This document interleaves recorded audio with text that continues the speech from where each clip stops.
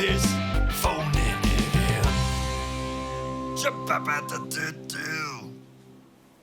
Hello there, my name's Dave, and welcome back. For the next few minutes, let me distract you from the direct-to-dustbin Disney DVD that is your daily life. If you're upset at the fires, hurricanes, crushing floods, COVID, and textbook fascism outside your home and not being able to interact with them due to the limitations of 2D, aka your window, you'll be pleased to know that thanks to Nintendo, you can now experience all of these elements in full 3D with 3 brand new games featuring a similar simulation of a mustachio man claiming to make a kingdom great again. I mean, they're new, right? That's why this is $60. I mean, the first one on here looks shockingly similar to a game I can play on here, in here, and on here. Shh! Look, I gotta be honest with you.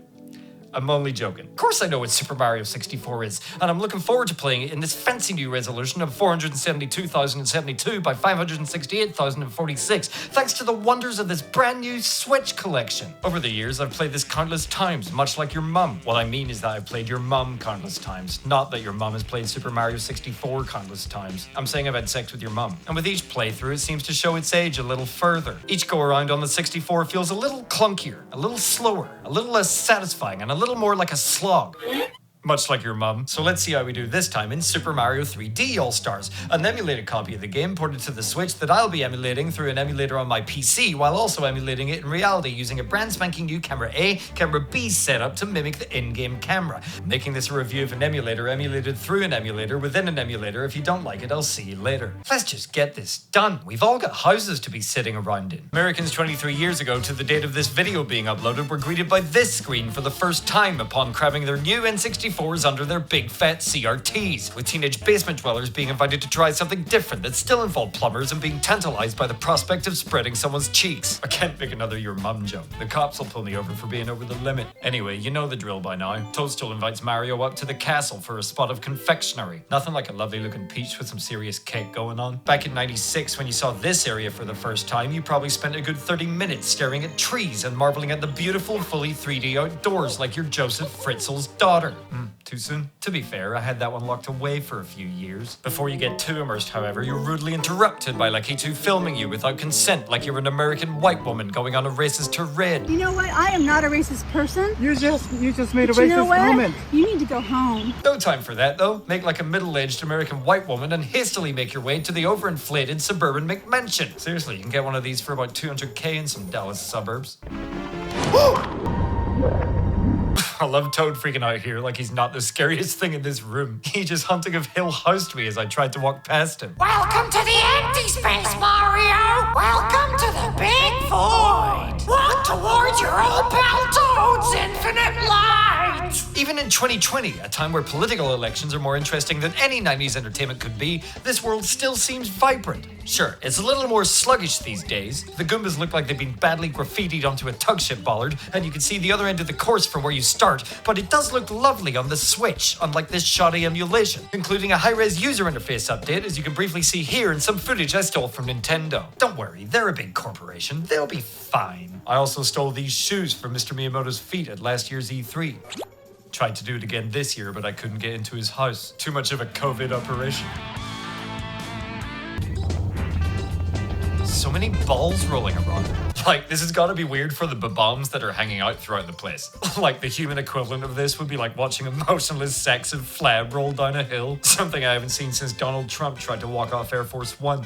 There's never any real impetus for why King Bob-omb won't give you the star. Like, I get it. This game wouldn't have been as groundbreaking if it was called Super Mario Asks Nicely 64. But he just seems upset that I climbed this mountain like it's an affront to humanity. His mountain? What crown-wearing colonist nonsense is this? The British are at it again, lads. He seems like a nice bloke. Like, come on, just give me the star. I'll get us out of this painting in no time. We'll go to Maine. We'll go to a bar that has a rusty whale sign above the door. We'll eat some prawn salad and then we'll jump in the rental car to see what the local dogging situation is like. Don't worry about the mess. I'm Northern Irish. I'm used to a bomb going off in a car. Hey, we did it. Let's go to Whump's fortress. It was a fortress, he was called Whump. Can I make it any more obvious?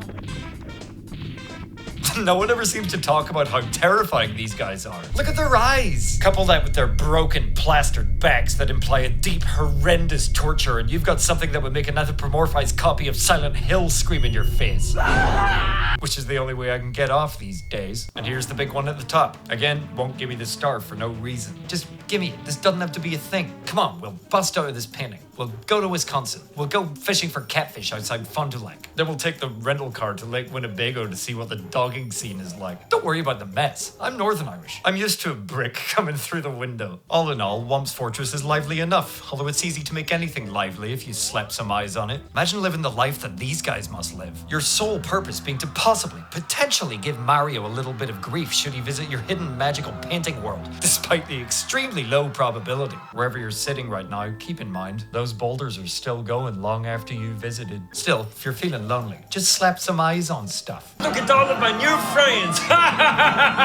Alright, I need to pee. I better change camera so I can make my way to the bathroom.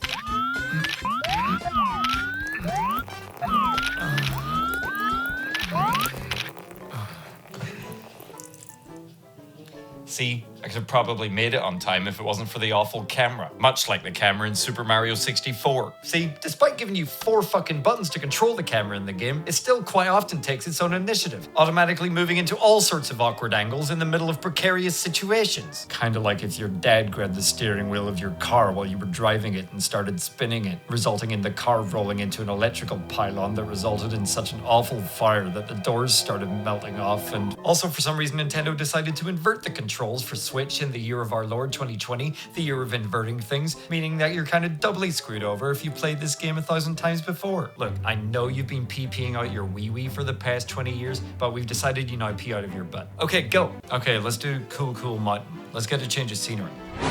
Mario!